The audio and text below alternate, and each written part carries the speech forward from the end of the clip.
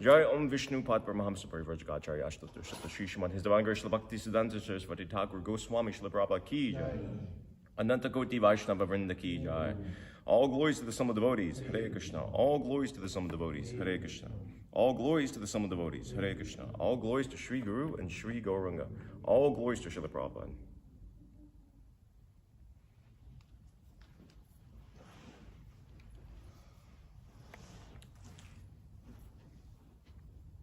Om Namo Bhagavate Vasudevaya.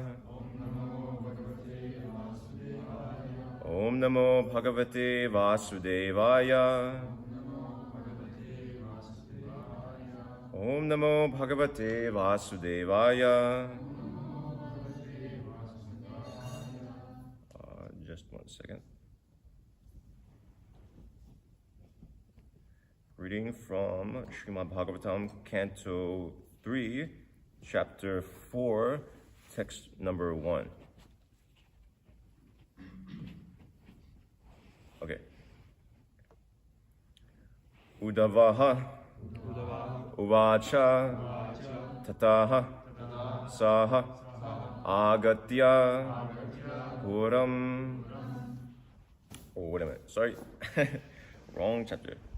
Chapter 4, text number 1. Okay, this is simpler. Te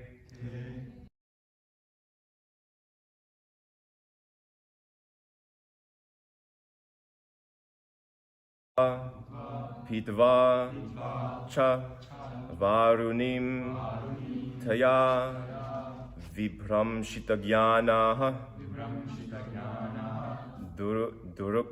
Duruktahi Marma Pasprishuhu Udava Uvacha Atati Tadanugyata Uktva Pitva Chavarunim Taya Vibramshita Jnana Durukter Marma Pasprishuhu Udava Uvacha Tate Tadanugyata Uktva Pitva Chavarunim Taya Vibramshita Jnana Durukter Marma Pasprishuhu Udava Uvacha Tate Tadanugyata Uktva Pitva Chavarunim Taya Vibramshita Jnana Durukter Marma Pasprishuhu. Please repeat.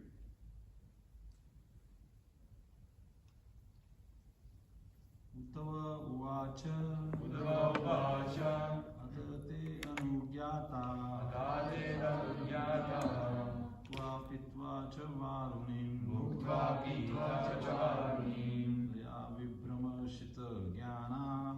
Vibramshita Jnana Durukter Marma Pasprisha Uddhava Uvacha Atate Tadanugyata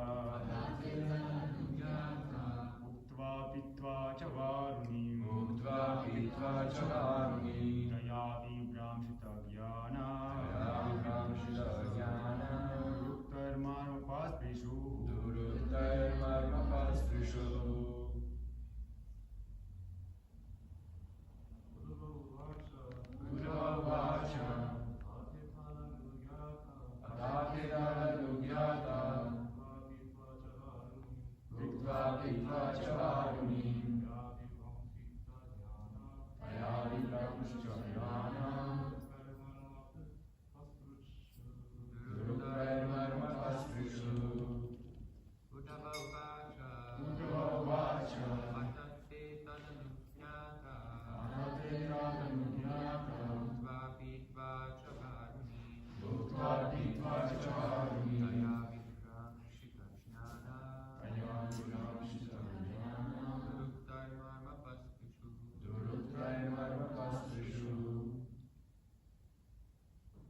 Mataji?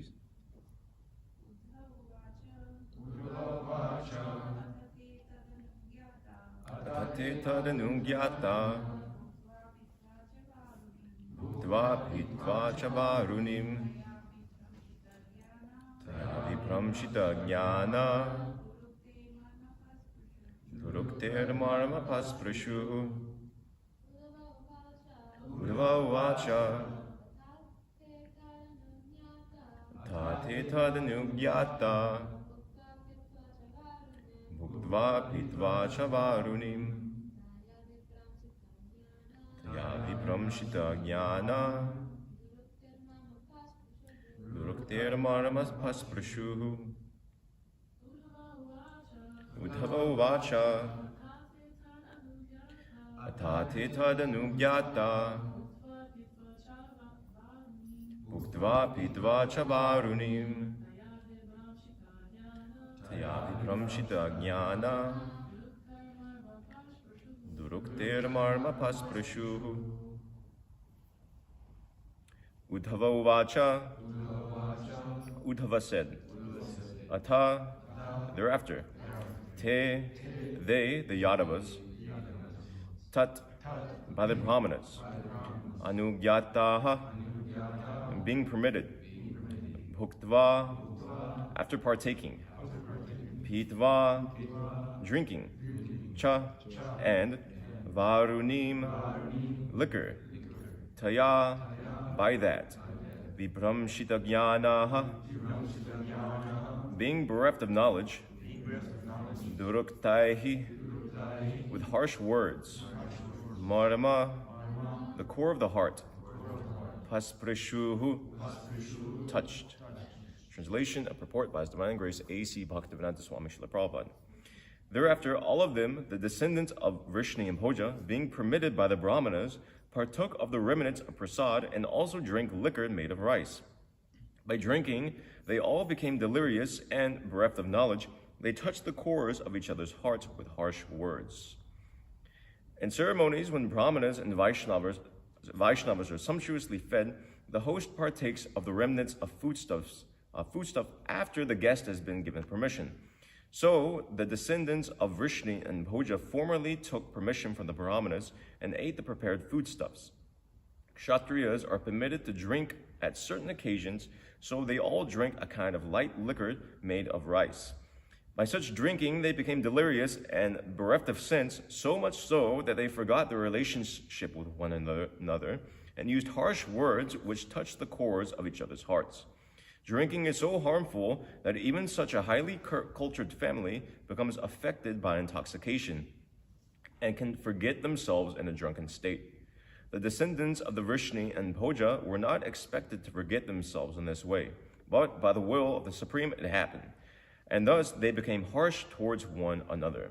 Om Agyana Timirandasya Gananjana Shalakya Chakshur Unmilitam Yena Tasmai Shri Gurave Namaha Shri Chaitanya Manobishtam Stapitam Yena Bhutali Swayamupa Rupa Kadah Mayam Tadati Swapadantikam Vandeham Shri Guru Shri Tapada Kamalam Shri Guru Vaishnavam Shta Shri Rupam Sagajatam Sahagana Raganatam Vitam Tam Sajivam Sadvaitam Savadutam Parijana Saitam Krishna Chaitanya Devam Shri Radha Krishna Padan Sagana Lalita Shri Vishakan Vitam Shta He Krishna Karunasandev Dina Bandhu Jagatpate Gopisha Gopika Kanta Radha Kanta Namostute Tapta Kanchana Gaurangi Radhi Vrindavaneshwari Vrishabhanu Sute Devi Pranamami Hare Priya Vansha Kapatu Visha Kripasan Nabhivacha Patita Nam Pavaniyam Pyo Vaishnavi Pyo Namo Namaha Namo Om Vishnu Padaya Krishna Prishtaya Putri Shrimati Bhakti Vikasa Swamin Itinamane Namo Om Vishnu Padaya Krishna Prishtaya Putri Shrimati Bhakti Vedanta Swamin Itinamane Namaste Saraswati Devi Gauravani Prasharne Nirvishesha Shunvari Pashyatya Dishatarne Putir Mahadviri Mafpur Vibor Nirmai Shatiya Mushu Purashaha Punkti Gunan Shudasha Shudasatmaka Solangashista Bhagaman Pacham Sime. So thereafter, all of them, the descendants of Vrishni and Bhoja, being permitted by the Brahmanas, partook of the remnants of prasad and also drank liquor made of rice. By drinking, they all became delirious and, bereft of knowledge, they touched the cores of each other's hearts with harsh words. And then they proceeded to kill themselves. They destroyed each other, the Yadu dynasty, after this instance. So particularly, I was just reading this, what stood out to me, I just noticed this when I was preparing class. Somehow I didn't register, but they were permitted by the Brahmanas to do so. And I guess Srila Prabhupada, he makes this point in the purport that sometimes Kshatriyas are allowed to drink liquor. But an interesting point is that, what is that? In ceremonies when Brahmanas and Vaishnavas are sumptuously fed. So interestingly, we saw in the previous verses that the Brahmanas, I think yesterday this was lectured on, the Brahmanas were offered highly delicious foodstuffs. First offered to the Supreme Personality of Godhead, of course, Krishna Prasad. But the Brahmanas weren't offered liquor. It's interesting. We see that they partook of the remnants of prasad and also drink liquor. So there's separation there. In other words, the Brahmanas, generally Brahmanas don't drink liquor, obviously, except under, I don't know any such circumstances. For medicinal purposes, of course, that's there, but generally not. So Kshatriyas are permitted to do so under certain circumstances. So a few points regarding this. Obviously, we've been hearing about the Mausala Leela of Krishna, the disappearance pastimes of the Yadu dynasty, and Krishna himself, as it will come to. And this is a new chapter. What is that called? Vidura approaches Maitreya. So basically, this chapter is that. This is kind of an introduction. But in this chapter, Vidura, he's heard all these pastimes from Uddhava, and he wants to know more about what's called the Paramstanam, or specifically, he wants to know more about those Vrindavan pastimes. In other words, the Lord's pastimes out of Vrindavan. And so he wants Uddhava to speak on this, but then Uddhava says, well, actually, you should approach Maitreya, because he also received this knowledge, and he's senior to me, so it's etiquette that you should approach him. So basically, this chapter, in a nutshell, kind of deals with that. And this is specifically describing the wrapping up of Lord Krishna's pastimes. So we've discussed this at length. The Yadu dynasty was not destroyed by any material force. There are many reasons why the Yadu dynasty was destroyed. Just like I spoke some days ago, there's many reasons why Krishna comes to this world. There's many reasons why Krishna leaves this world, and exactly the method he leaves the world. We've heard a few, specifically one that comes to mind that Srila Bhaktisiddhanta Saraswati Thakur makes the point. Somebody was making this in class a few days ago. Lord Krishna didn't want to leave a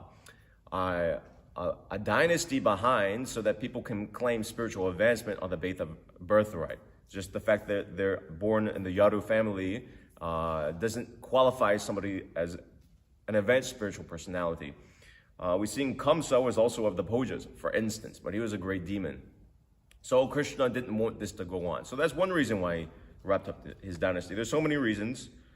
So here, interestingly, of course, there is the curse by the sages, which is another external reason, you could say. Another reason is Krishna wanted to wrap up, he wanted to send the demigods back to the heavenly planets to have affairs resume as normal and to have his devotees return to the spiritual world. Another reason that's given in the Mahabharata is that Maharaj Ugrasena, when he heard about what was going on, and he got word that the Yadu dynasty was cursed to be destroyed, we were hearing that the other day, he banned all intoxicant. Of course, he made the arrangement, he had that lump of iron ground into dust, but he also banned all intoxication within Dwarka.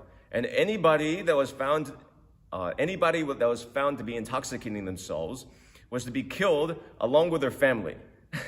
Interesting, and Mahabharata says this. And obviously, although it wasn't exactly because of a ruling, interestingly, this came to pass in Prayag. So, we're hearing here two major things. So they became intoxicated, the Yadus became intoxicated, and then they destroyed themselves. Lord Krishna's dynasty destroyed themselves by intoxication. Two things, intoxication, liquor made of rice, it's said here. Specifically, it says Varuni. This Varuni is not exactly the same Varuni, as I understand it, that Lord Balaram is drinking, because Srila Prabhupada mentions as a Varuni, as a light liquor means it's fermented and it's made from rice. And from what I was able to find of it, it looks like some sort of rice paste, basically, something like that. So this Varuni seems different from the the Varuni that Lord Balaram takes. Sometimes honey is also called Varuni, typically something like that. So just a small point. So they drank this Varuni, they became intoxicated, and they uttered harsh words. So intoxication and harsh words were what heralded, you could say, the destruction of the Yadu dynasty. In Mahabharata, more details are given about these pastimes there. It said here, they touched the cores of each other's hearts with harsh words. Details are given, specifically Satyaki, who Guru Maharaj, Bhaktivikas Maharaj, he was giving a class on when he was here recently. So he, Satyaki, derided Kritavarma. Kritavarma, he was of the Yadu dynasty, and if you don't know so much about Mahabharata, basically, after the Kurukshetra war was over, the Pandavas, specifically the Panchalas they're called, had some more, the allies of the Pandavas, they still had some soldiers remaining. There were many millions of soldiers killed. The whole Kuru army was wiped out, but still the Pandavas had some forces there. So Kritavarma and Ashwatthama, two heroes on the Kuru side, they committed a pretty abominable act in that they went at the night shortly after the war was over, and they killed all the Pandava armies in their sleep, which is highly adharmic, you can say. I mean, according to Kshatriya rules of combat, you could say it's highly disrespectful. It's a complete, even in modern warfare, that's a pretty abominable thing to do. So they did such a thing. Satyaki and Ashwatthama and Kritavarma. Now, Kritavarma, you don't need to know so much about him, but he comes from the Yadava dynasty, actually. He's a pure devotee, actually. He did this abominable thing, but it's for the sake of Krishna's pastimes, just as, who is that? Akrura was involved in the plot of the Shamantaka jewel, but nevertheless, Akrura is a pure devotee. So similarly too, the same case with Kritavarma. So Kritavarma helped with such an abominable activity. He killed the sleeping Pandava allies, and so at this point, when they went to Prayag and they got intoxicated, that's the next verse. When the Yadavas got intoxicated, specifically it was this insult. Satyaki, he became intoxicated, and then he began to deride Kritavarma for killing all of the Pandava allies in their sleep, which is in one sense justifiable in front of everybody. The whole Yadu dynasty saw this. So obviously Kritavarma became disturbed. Kritavarma uttered some harsh words in return, and then Satyaki, he exposed Kritavarma. If you remember from Krishna book, I was just mentioning, so Akrura was involved with stealing the Samantaka jewel. Kritavarma was also a co-conspirator. So Satyaki exposed Kritavarma that he did this, etc. like this. And so, there's some details given there. And so then Satyaki vowed to kill Kritavarma. And he did so. He took an axe and he rushed at Kritavarma and he chopped off his head. And that, according to Mahabharata, was the beginning of the infighting, in other words. And then different versions are given. There's a little difference between Mahabharata and the Bhagavatam. Bhagavatam says the warriors even started attacking Lord Krishna and Balaram at that point. And we have in the 11th canto, one picture is there, Krishna I forget what they're wielding, but there's one picture of Balaram. He has a club above his head about to strike somebody. According to the Mahabharata, there's a version there that Krishna saw that the Yadavas started infighting, and he tried to stop them initially, but then he realized that the time has come. His internal energy was making arrangements for the winding up of his dynasty. So he just let it be. He just let the Yadava warriors kill themselves because he understood. So two different versions there.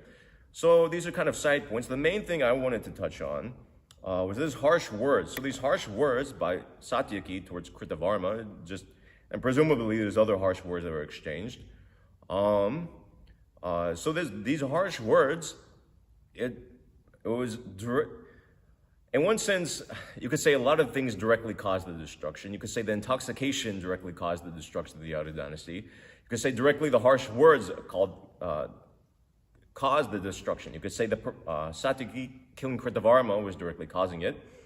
But especially these harsh words, it laid a fertile foundation for the Yadava warriors to start fighting amongst themselves.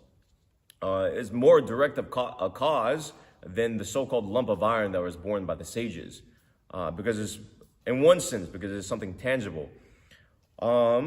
So many things could be said. Of course, we don't, as devotees, we don't necessarily we don't drink liquor, we don't drink fermented beverages like this.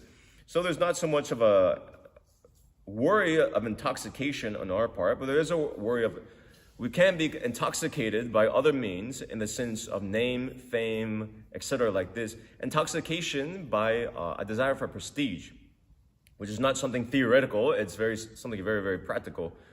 We can think so many things. I've been a devotee around for so long, how can he speak like this? Or one may think himself to have some sort of position, either material in terms of I'm temple commander, temple president, or something like this, GBC, etc., GBC secretary, or it could be a spiritual position in terms of, whatever, initiating guru, or even I've been in the movement for so long, etc., things like this, I'm so senior. And these sorts of more subtle forms of intoxication, they can lead to harsh speech. Somebody who's puffed up by such a position, as we've seen practically in the history of the society, somebody who has, not always, obviously, but there are instances, somebody gets a high position and then they're very cruel to the devotees under them. Sometimes it can so happen. Why? Because of intoxication. It's the same thing. Because of intoxication, one loses his good sense and his ability to discriminate specifically. A new Talavan, I think one Prabhupada disciple was saying, I forget that devotee's name. He was saying that we're dealing with devotees, so we should be very careful, which is true. Every single Vaishnava is a devotee of Lord Krishna. Is a very dear person to Lord Krishna.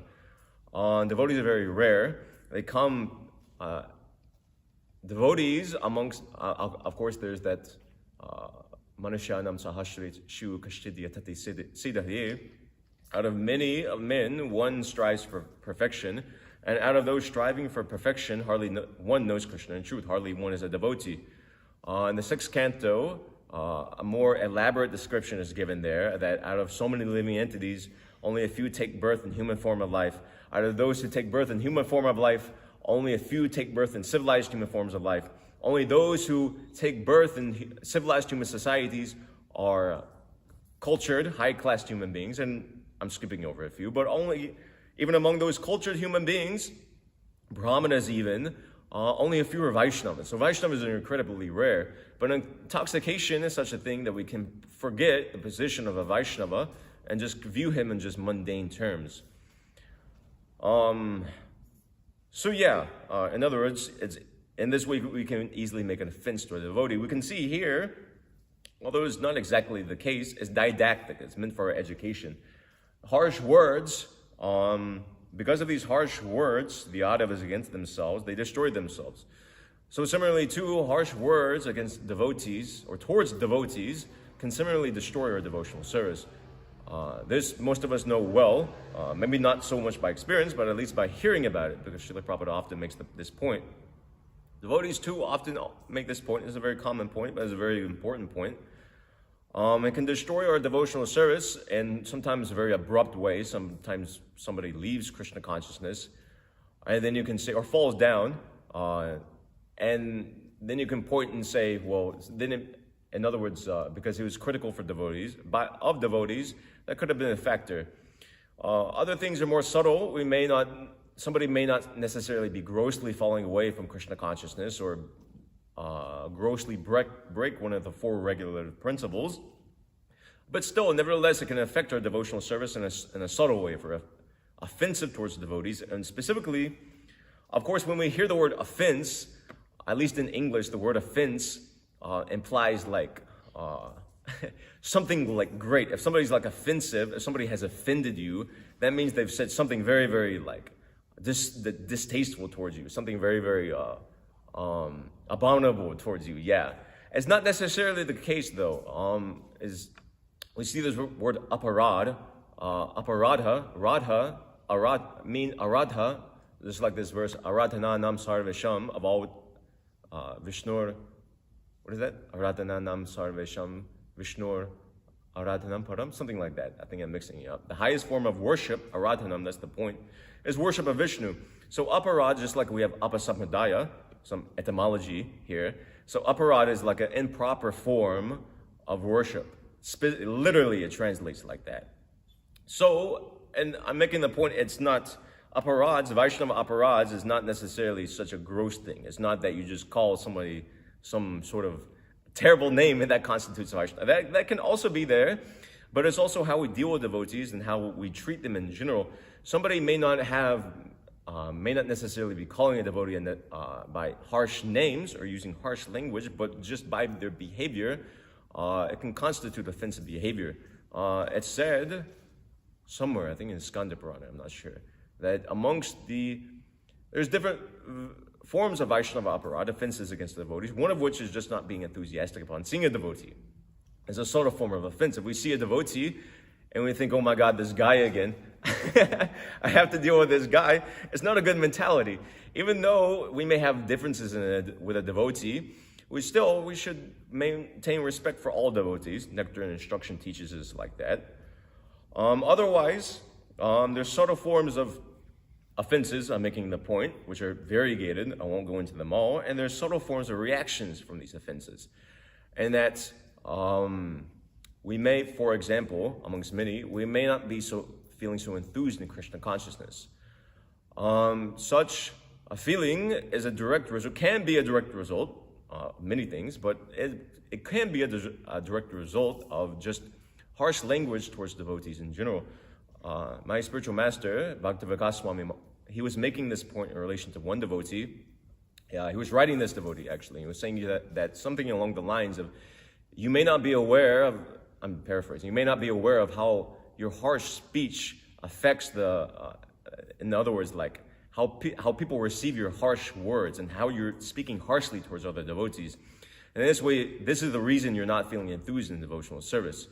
So we may not even necessarily be conscious of how we're treating other devotees, but if we're feeling lax in devotional service, or if we're feeling that Krishna consciousness is stale or stagnant, Krishna consciousness is never stale or stagnant, but if we're committing offenses in this way, those things will come like that. It will disappear.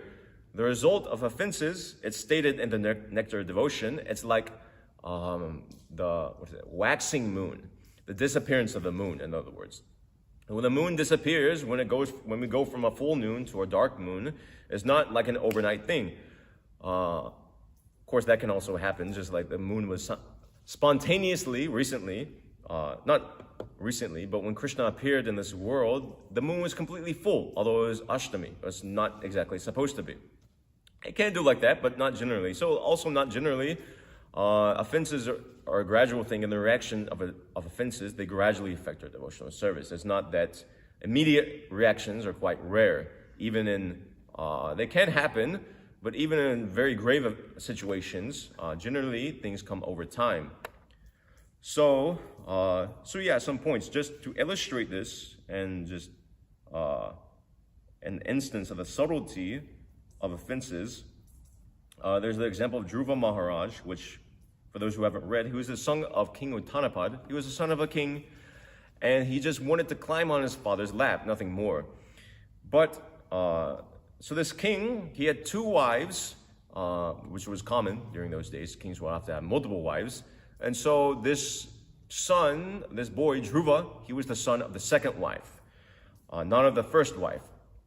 And so the first wife, succinctly, she saw Dhruva trying to climb on the king's lap, and she became very upset by this, thinking that this son, he was just a small boy actually, but she was thinking that this son he's thinking that he will inherit the throne, etc. like this. In this way, she was envious against this boy.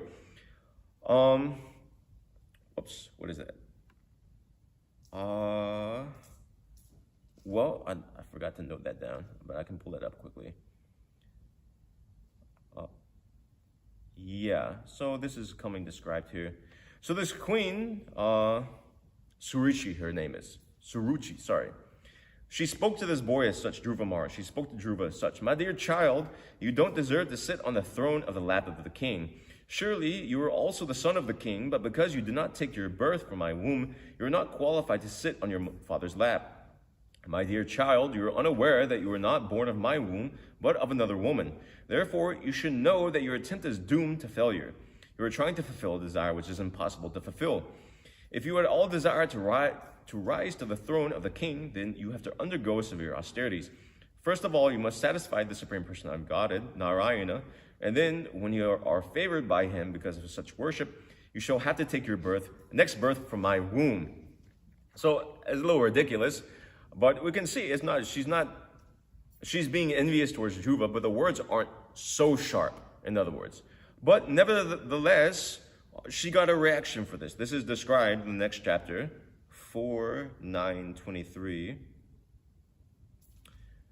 The Lord directly, of course, I won't go through the whole pastime, but Dhruva actually worshipped the Supreme Personality of Godhead, wanting a kingdom even greater than his father.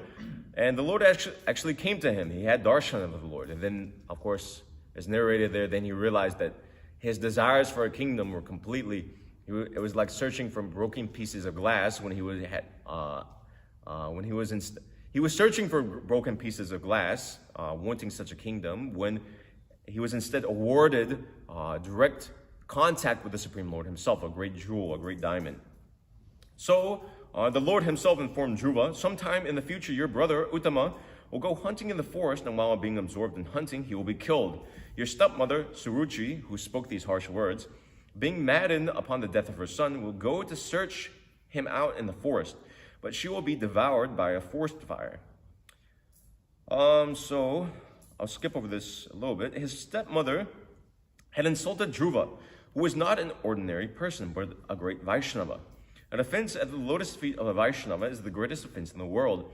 Because of having insulted Dhruva Maharaj, Suruchi would become mad upon the death of her son and would enter a forest fire.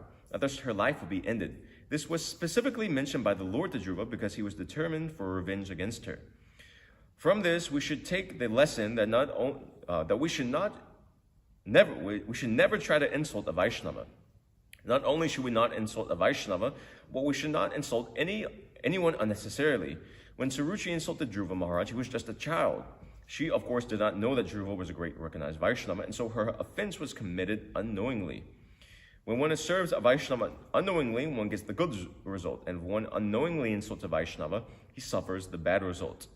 So Srila Prabhupada continues on like this. But so Suruchi, when she made that comment towards Dhruva, neither was the comment it wasn't so sharp, but nevertheless, Dhruva Maharaj's heart was pierced by that. And Dhruva Maharaj, because he was a Vaishnava from the beginning, it's stated here, Suruchi didn't know that. It was an offense committed unknowingly, but still she got a very severe reaction for that. We hear of Dhruva Maharaj's other mother, Suniti, I think is her name, going back to Godhead, but we don't hear such information of Suruchi, for example, even though there's familial relationship there. So just an illustration of just and one such, of course there are many in the Bhagavatam and elsewhere that could be cited. A Vaishnava Aparad, Gopal Chapal was just recently cited in 2 recent classes. And the point is made here that we should be careful not only with our dealings with devotees, but with every living entity. Just as Suruchi, she didn't know the position of Dhruva. He was just a child at that point. How can you know? Similarly, Hiranyakashipu, how could you know who Prahlad Maharaj is? Of course, Prahlad Maharaj was also exemplary from the beginning, but still, it's just a child, so it's easy to take a child very cheaply, in other words. But we don't exactly know who is who and what is what. Yamaraj, he also came as a child to instruct some lamenting widows, as we hear in the 6th canto. Who could know? Who could know such a thing? Only after being revealed. Even the Pandavas, I was quoting Mahabharata earlier, Yamaraj himself similarly came before Yudhishthira Maharaj, and he asked him in the form of Yaksha, which is a sort of demonic creature, we can say. But Yudhishthira Maharaj, he's a pure devotee. He couldn't even recognize Yamaraj even. Yamaraj, he asked many questions, one of which was the most amazing thing in the world. Famous verse some of us know, that the most amazing thing is that every day so many living entities are dying, but none of them think that they will ever die. he asked many questions, Q&A went back and forth, but point is that Yudhishthira Maharaj, he couldn't know. So it's very hard to know who is who and what is what. Just amongst even Srila Prabhupada's own god brothers who were exalted by their own nature, who could know the position of Srila Prabhupada until he actually unfolded his pastimes? And even, it's possible, even somebody is doing something, just like, for example, Srila Bhaktisiddhanta Saraswati Thakur, and even Srila Prabhupada himself, they were doing so many amazing things, but still people couldn't understand their exalted nature.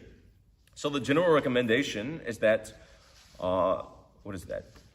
We should not insult anyone unnecessarily, because it's difficult to know, and it's also good practice. It's a quality of a devotee not to insult others. Krishna in the Gita, he says, Advishta sarva bhutanam maitra karuna evacha. A devotee is kind, he's friendly, and he's merciful towards all living entities. Elsewhere in the Bhagavatam, we have in the 3rd canto, Titikshava karunika surida sarva dehinam, ajata shastra shanta sarva saru bhushanaha. A devotee is tolerant, a devotee is merciful, and specifically, ajata shastrava. He doesn't have an enemy. Of course, surida sarva dehinam. He's a well-wisher of everybody. All those, in one sense, they're all along the same lines. So these are ornaments of a devotee.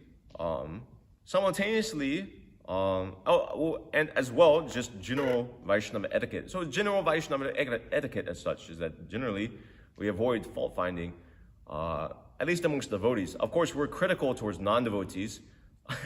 Srila Prabhupada, read his books, he's very critical towards many groups of people, because it's also, devotee is generally, in one sense, not critical, but he also points out, in other words, part of this, I was quoting this, karunikaha, that a devotee is merciful.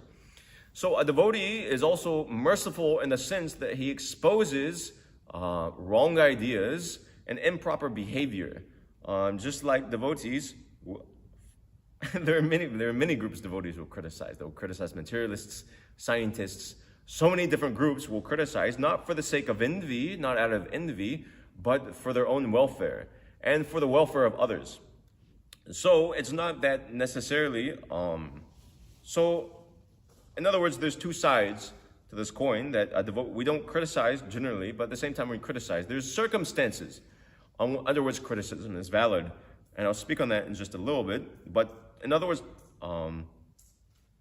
but specifically in relation with Vaishnavas, with other devotees, generally we don't do so. Specifically amongst seniors, it's not proper etiquette to criticize seniors, even if it's warranted. It's better that peers or those senior to them point out any defects, etc. like that. Is general parlance amongst Vaishnavas like that. If there is no senior to correct somebody, then god brothers or peers can do so as like that. Sometimes there's such a situation where you're the most senior devotee in the whole whatever temple, yatra, etc. like that, or movement even, for example. But still we see, even I see as quite often, senior devotees in our movement, disciples of Srila Prabhupada, who obviously Srila Prabhupada is no longer here to directly instruct. They take shelter of each other, of their own god brothers. They consider they have their own shiksha gurus amongst themselves. Different god brothers may not even necessarily be a shiksha guru relationship, but there's camaraderie and there's a feeling of trust amongst the god brothers and they'll correct each other and keep each other in line. So this is one such way. I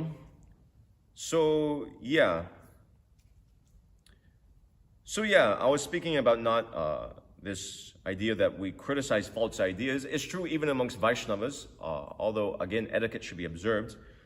It's not that devotees are just blind and unthinking, and that somebody that even if they may be chanting 16 rounds a day and being an initiated devotee, if they speak all nonsense, it's not that they shouldn't be criticized or their ideas should be criticized. That's a misapplication of the idea of Vaishnava aparad. Rather, it's simultaneously, in one sense, it's a devotee's duty, and it's incumbent upon a devotee that generally we don't criticize others, we don't criticize the Vaishnavas, but at the same time, we don't allow speculations to enter into the sampradaya. So both things go on side by side, and we don't compromise one for the other. In other words, it's not that in the name of not criticizing wrong ideas or speculations within devotional service, we don't, sorry. It's not that in the name of not criticizing Vaishnavas, we don't protect the Sampradaya from false ideas, from deviations, etc. like that. We see our acharyas did so, and even Srila Bhaktisiddhanta specifically did so, and our own Srila Prabhupada as well. So, as Srila Prabhupada puts it in the Gita, to call a thief is not fault-finding. It's just pointing out. To call a spade, also he says in some conversations. But there's grounds on which fault-finding is to be done, on which criticism is to be done. Srila Bhaktivinoda Thakur, he's pointed out 3 valid grounds for criticism. One is for, if you criticize, or we can say fault-find, or point out some defect. Criticize is kind of has negative connotations to it in the English language. So if you point out some defect in somebody, there's 3 grounds. One is doing so for their own benefit. So many examples could be given. Say somebody is chanting japa and they're slurring the mantra, and it's audible to everybody that the person is not properly pronouncing the words.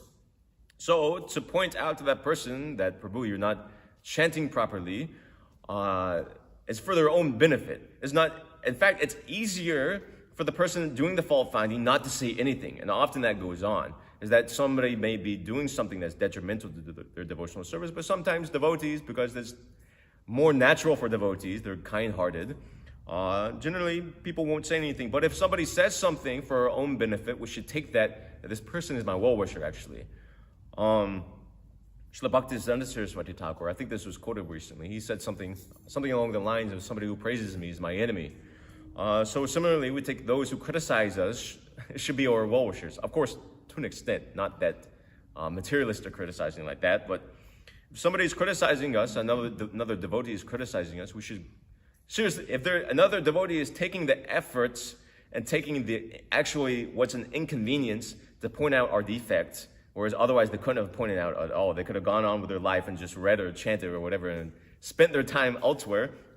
We should consider that. Maybe they actually have a point. Maybe they're envious. Maybe they have a point. We should reflect upon it. If not, at least in the moment that they're pointing it out, at least we should reflect upon it in our mind.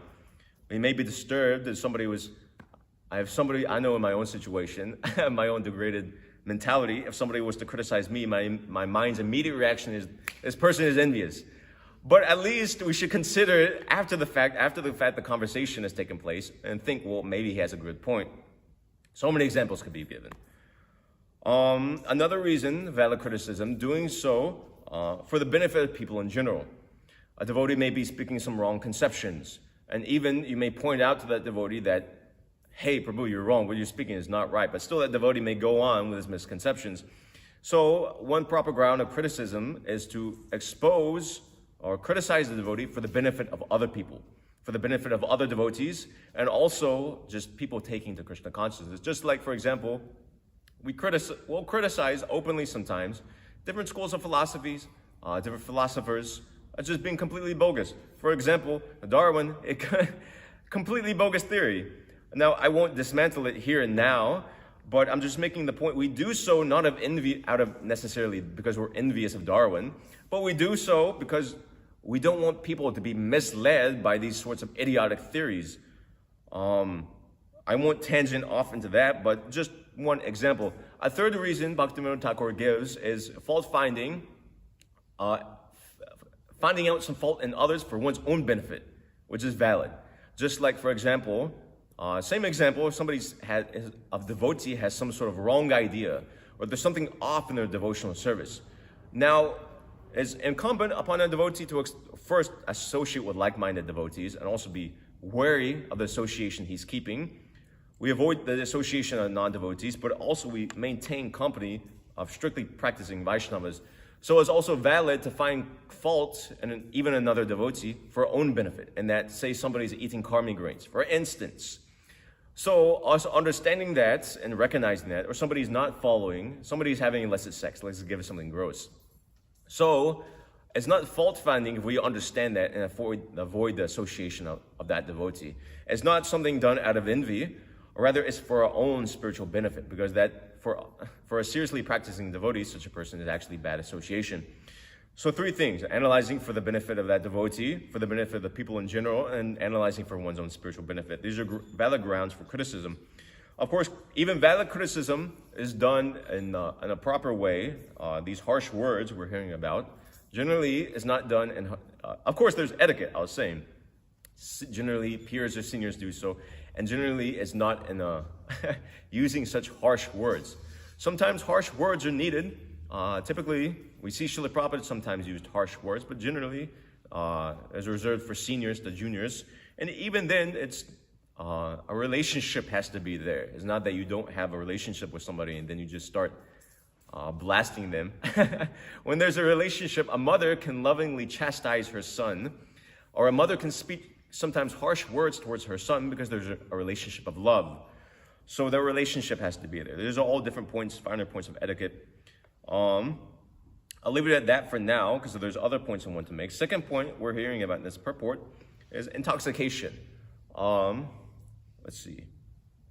341. So Srila Prabhupada makes the point that even a highly cultured family, they had permission from the Brahmanas.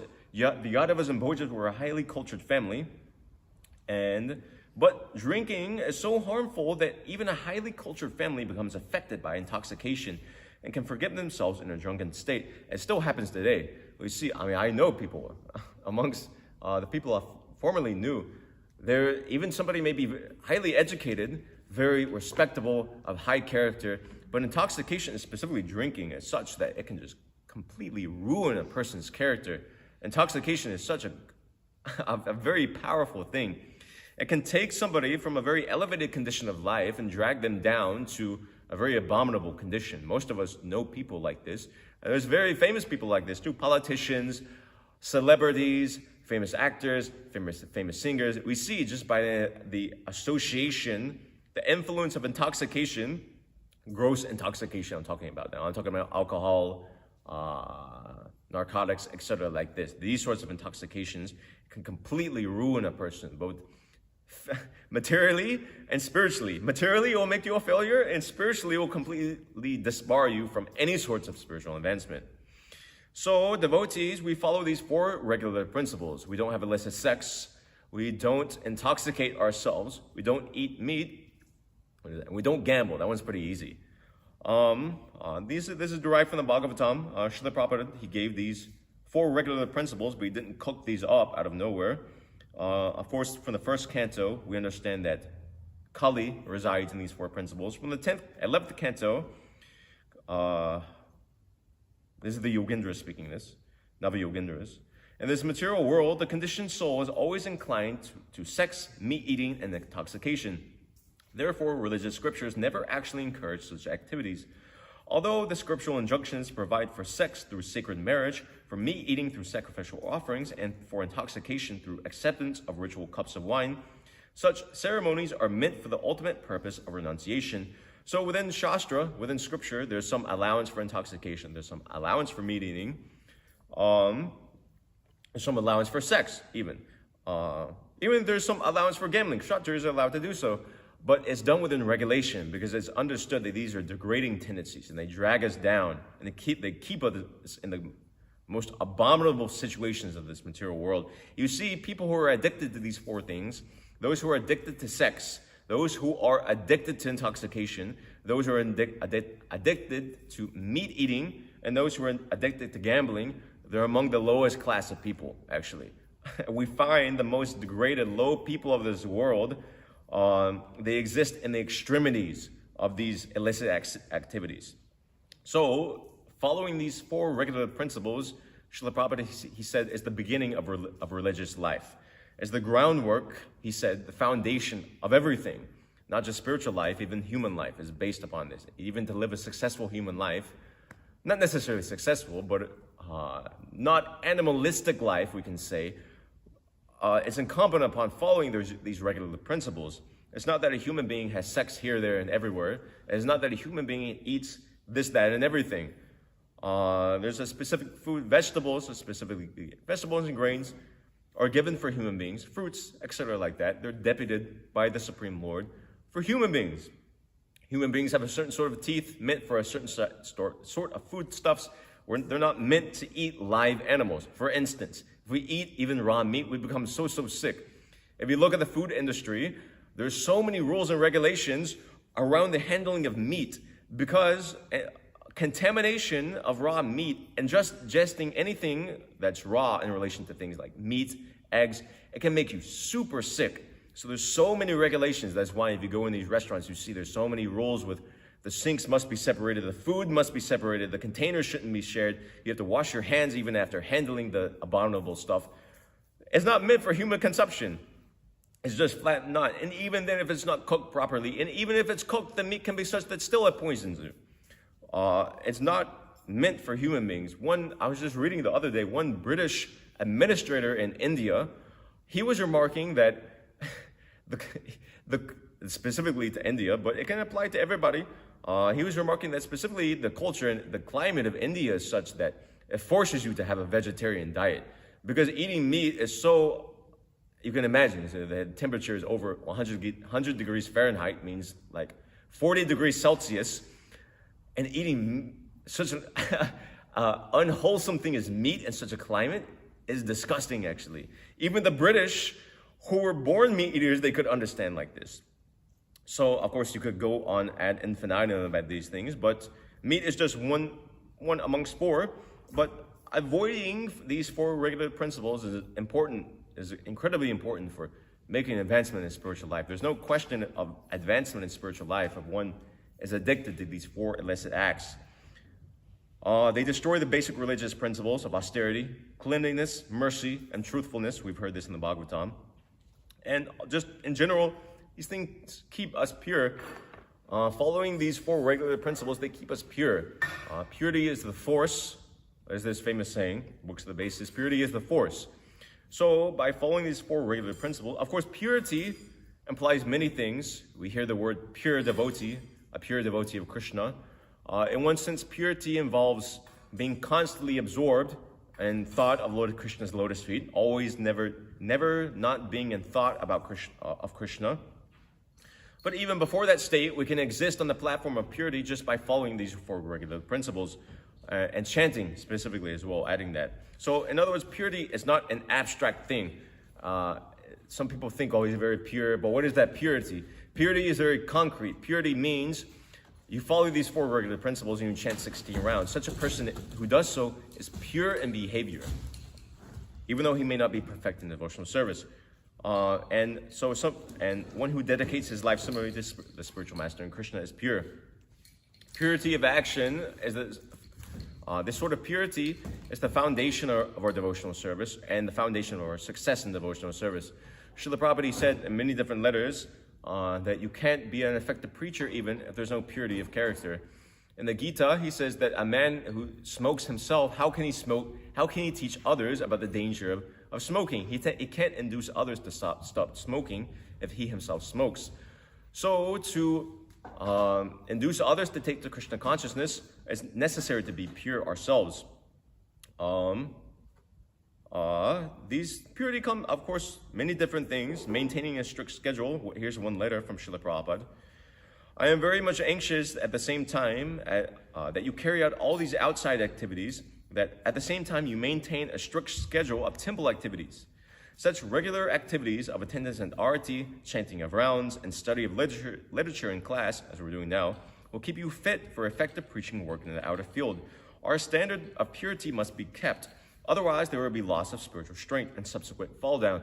So purity also comes from many different things. Attending Mangalarti regularly, not skipping temple programs, reading Srila Prabhupada's books regularly. All these things will keep us pure in mind and consciousness, and subsequently, when our mind and consciousness are pure, then our behavior will also be pure. So, and this purity is attractive to others. People understand when there's something pure, people can immediately recognize it, even if they're not devotees. Srila Prabhupada, he said that his strategy in preaching was there's one Punjabi sweet shop in Loi Bazaar that's apparently still there. And they cook high-class sweets made of pure ghee. And as a result, Srila Prabhupada noticed that at his storefront, more than any others, because he was giving something pure, he got many more customers. Because people just in general can understand something is pure. People don't want something contaminated. We want pure water. We don't want adulterated water. Even the word adulterated has connotations of something negative, whereas purity has connotations of something positive. Pure gold, pure food, so many pure things. Pure things are attractive, but pure things are rare. So if we're pure, if devotees themselves are pure, and we present purely the process of Krishna consciousness, people will be attracted. So purity attracts others, and it also attracts us towards Krishna. And we ourselves have to be pure to approach Krishna. Krishna is Pavitram Pavan. He's the supreme pure. So ourselves, we have to become pure before approaching Krishna. I'm running short on time, so I'll just truncate some points. Therefore, we become pure, obviously following the 4 regular principles, incredibly important, but also by chanting, remembering Krishna. There's this mantra, Brahmanas chant, Om Apivitra Pavitra Vav Sarvavastam Gadopi Va Yasmarat Pundarikaksham Sa Bhyapriyantara Shuchihi Shri Vishnu Shri Vishnu Shri Vishnu. That by whether one is clean or not, it doesn't matter. If one remembers Vishnu, then both internally and externally one becomes clean. So this purity is brought about chiefly by remembrance of Lord Krishna. That's the whole process of Krishna consciousness. Somebody was playing a lecture this morning, I was hearing, Srila Prabhupada was making the point, this Cheto Darpana Marjanam, this cleansing of the mirror of the heart. Cleansing means making something pure, as done by the chanting of the Hare Krishna mantra. So Srila Prabhupada gave us 16 rounds of all regulative principles. The most important principle is the spiritual master is telling his disciple to chant 16 rounds. Srila Prabhupada emphasized this. I'll just skip over some points. Lord Chaitanya, he told his followers to chant 100,000 names, which comes out to about 64 rounds. And Srila Prabhupada initially in the West, he wanted his disciples to chant as such, but they bargained it down to 16 rounds. And so Srila Prabhupada, he kept it at that as a minimum. So at least we should be chanting 16 rounds. Such things will keep our consciousness pure. It will protect us from deviations, from fall down, along with regular study of literature. We hear this all the time. It's a very basic point, but Prabhupada makes it again and again in his lectures. Often there's the fear amongst practicing devotees of just, we see sometimes people just spontaneously go away from Krishna consciousness. Even they may be in a very high position. We think, how is it possible? And we may be scared that, well, if that person can go away, what's going to happen to me? How can I maintain such a thing? But it's not very scientific. If we just chant 16 rounds, follow these 4 regs, regularly study literature, take Krishna prasad. If we follow these things, Krishna will protect us. Srila Prabhupada has given us a guarantee. So the process is scientific, and often those who fall away, they're lax in these principles in following the 4 regs. Chanting 16 rounds is quite often seen. Those who don't chant 16 rounds, they'll fall away. Of course, anybody is welcome to come to the temple. I'm not saying everybody is welcome to come to the temple, associate with devotees, come to the morning program, but at least those who are staffing the temples, they should be of exemplary character, specifically initiated devotees in general, but especially those brahmanas who are staffing the temples. They should be exemplary in character to teach others. Brahmanas should be such. So purity, chanting 16 rounds, and ultimately absorption in pure devotional service is the most important thing. Even although it doesn't apply to us practicing devotees, sadhakas, we see, for example, the Yadavas, they got intoxication and they killed each other. It's abominable, but still they were fully Krishna conscious. And because they were fully Krishna conscious, they were able to do these things. For instance, of course, this is taking place within a very elevated situation compared to our own. But still, we see that the core of purity is absorption in pure devotional service, as the Yadavas were. So, these things, by being constantly engaged in Krishna consciousness throughout the day, no matter what we're doing, kirtan, prasad distribution, book distribution, preaching, cleaning the temple, making garlands. This doesn't come from anywhere. There are many different activities in Krishna consciousness. The Krishna consciousness movement is varied, and people have, devotees naturally have different varieties of service. So just being absorbed in whatever service we may have for Krishna, cooking, cleaning, etc., That in and of itself is enough to keep us on the platform of purity and advances in devotional service. So by this regular routine work, even at the practicing stage of Krishna consciousness, we can become purified. So I've spoken on a few things with relation to the Yadava dynasty destroying themselves and also intoxication and purity. So I can end it there and take any questions anybody may have at this point. Otherwise, we can end. Yes? I don't. We don't have a tech team up there. It's like that one's been acting out. What you can do, you can say your question and I can repeat it. It's a common question. Okay. This point you're making about people are attracted to purity. You can move this toward closer to him so he picks it up, I guess. It only seems like in Kali Yuga. It seems like in Kali Yuga, actually, the reverse is also true, where it's like the more impure somebody is, the more people are attracted to that person. Because you know, it's that verse, you know, men who are like dogs, hogs, camels, and asses, they glorify other such persons. But people who are trying to practice Krishna consciousness, it almost seems like they're ostracized from society because they're not following these traditional norms. So it's kind of interesting how, like, in one sense, when we do books, people do recognize, oh, these people are different, I like you, but they don't like us enough to want to join what we're doing. They see that we are different. Yeah. Even when they talk Right. to many disciples, when they just spoke to the devotee, they could tell that person, they could understand that the person was different, like you're saying. And then, another comment, my question is, you were making this point about like fault finding. Yeah. Maybe amongst devotees for the benefit. It's like, I always wonder, it's like a fine line between fault finding and criticizing to help somebody. Yeah. Because in one sense, It is. like Yeah. somebody might be chanting the Mama mantra, like you were saying. It's not overtly bad, but it might be a little off. And somebody might say something very harshly to that person, and they fix it, and you're still like criticizing them for it. Or another Yeah. instance, somebody's like going on books or something, they don't do so well, and then you just chastise. You're trying to help them, but you're kind of coming hard.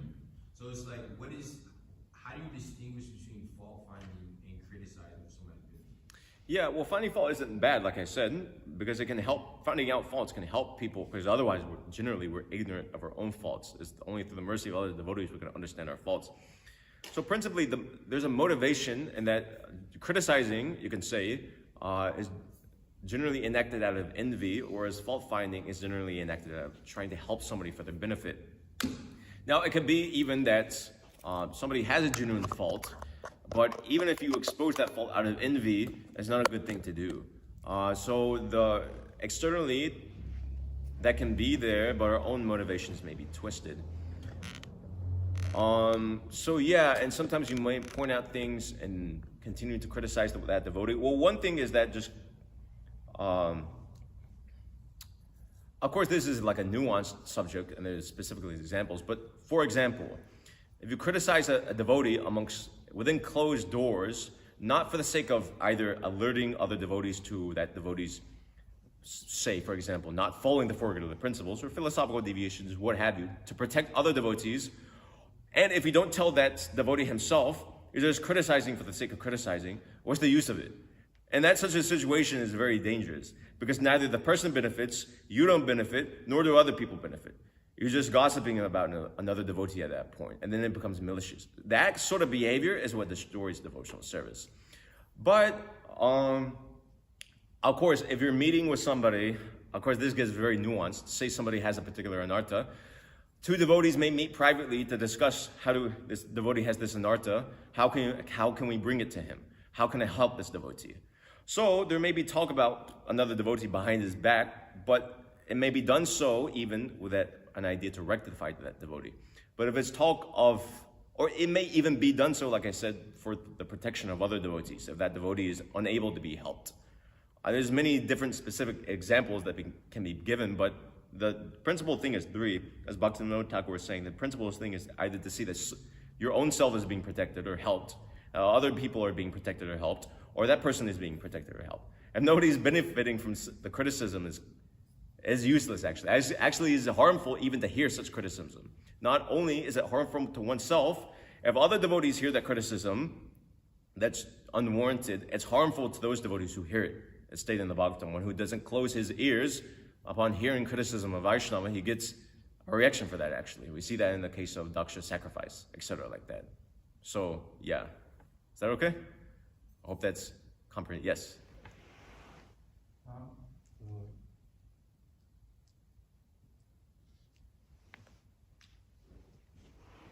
Regarding this point that many people like us, but they don't like to join, But this is people, they like many things, and with that moment when you distribute books for them, they're very happy. They say, "Oh, you're funny. You can speak like this. You can make some jokes, and you have some appreciation for them, friendship." But at the same moment, they like some meat, because after 5 minutes, they can go restaurant and take meat, wine, and have a sex, because they like this, and they like this, they like this. And the point that they should stop with sinful activity. If the person, they cannot stop the sinful activity, he cannot perceive the Krishna consciousness. He cannot understand who is Krishna. It's true. But in that moment, they're thinking, "Oh, this is person so appreciated for us." I met one guy in South Korea, and he was model. That guy was model. Maybe he was 20 years old. He was very beautiful, tall, beautiful, and very smart.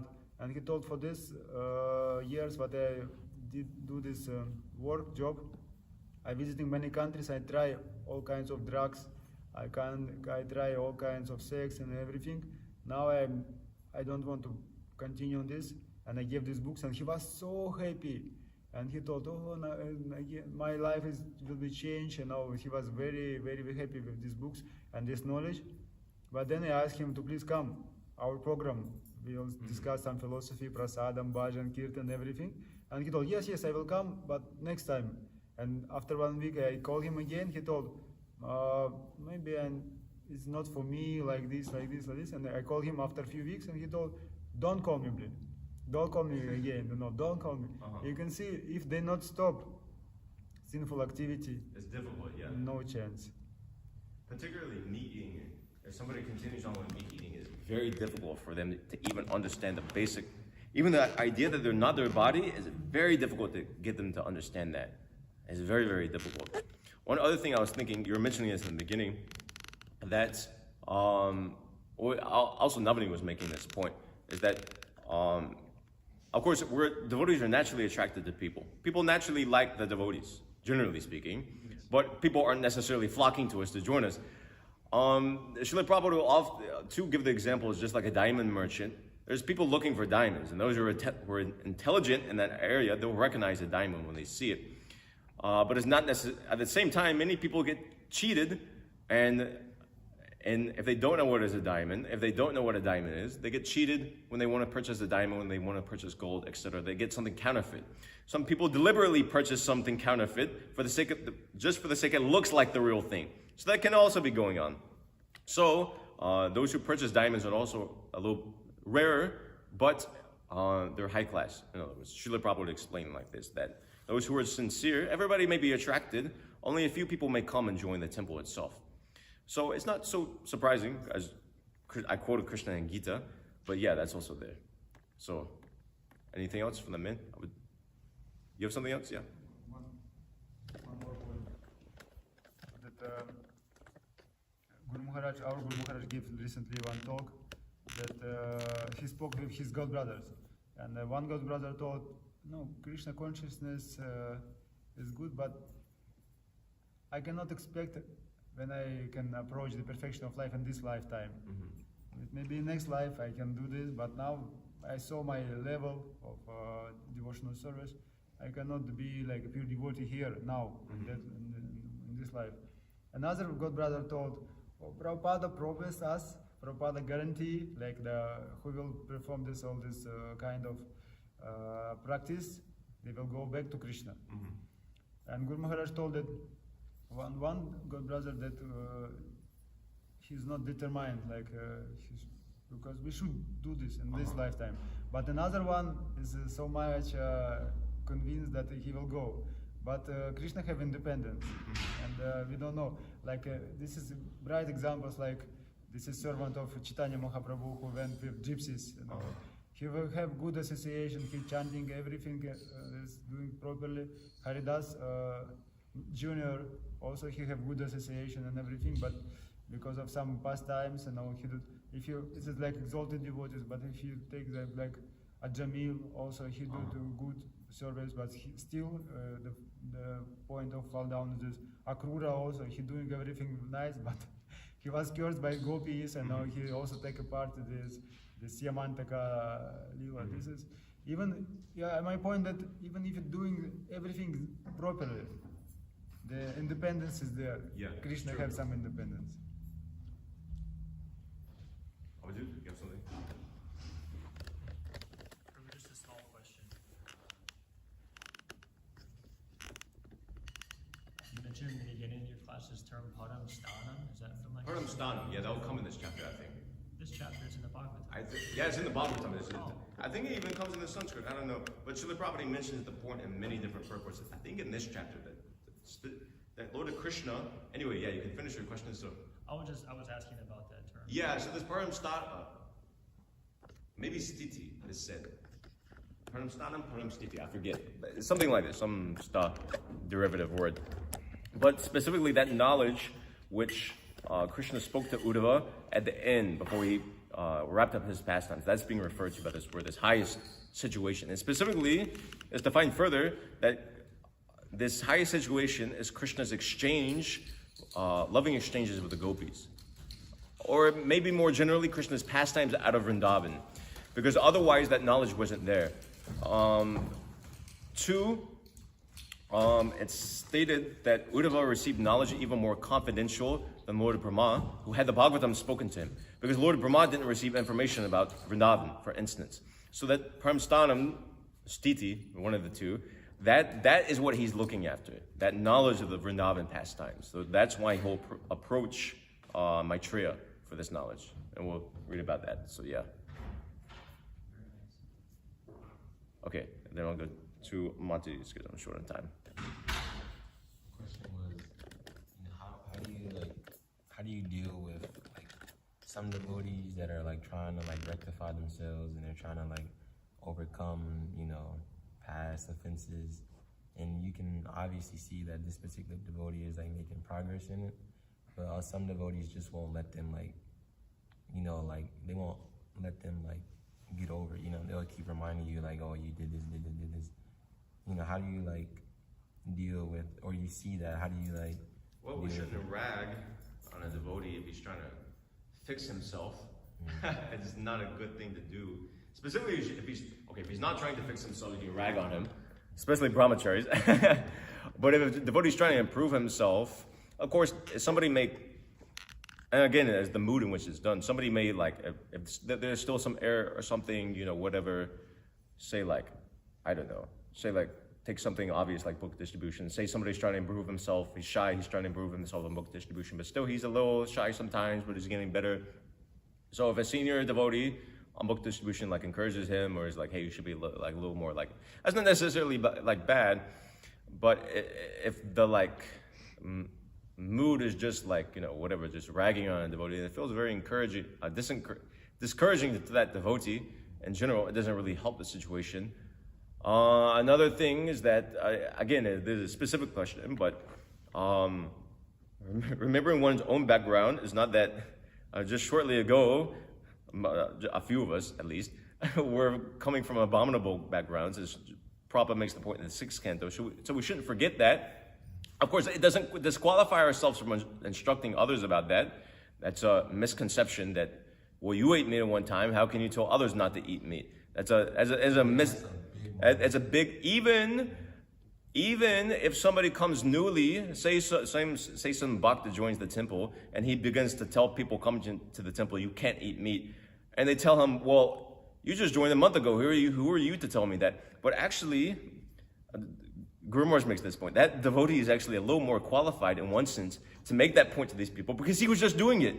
These devotees who are, for example, in this situation, say somebody hasn't been eating meat for 10 years, oh, he's very disassociated from it. But this guy, he just stopped doing it, and so he clearly understands the difference between doing it and doing it. So, yeah, of course, that's nuanced questions, so I don't want to, as some general ideas. I gotta go over there, because otherwise they don't get a chance. Do the Matajis have any questions or comments they'd like to? Yes. I'm sorry. Otherwise the men get all the time, and then the Matajis never.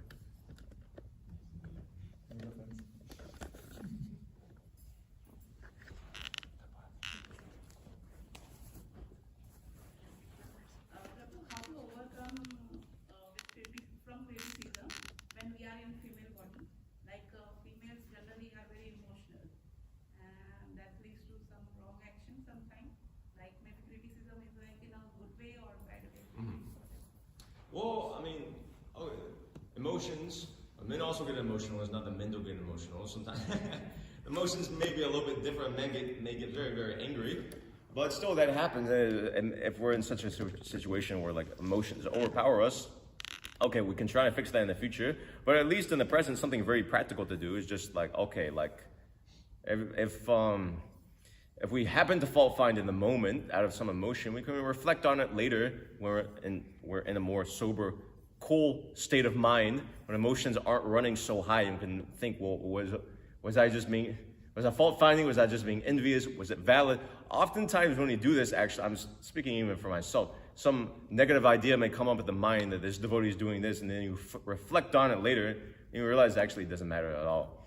It's not so good. A good principle in general is to not make snap decisions or snap remarks or snap reactions when emotions are running high, because generally it doesn't work out. And even if you do make such a comment, generally the person doesn't take it well.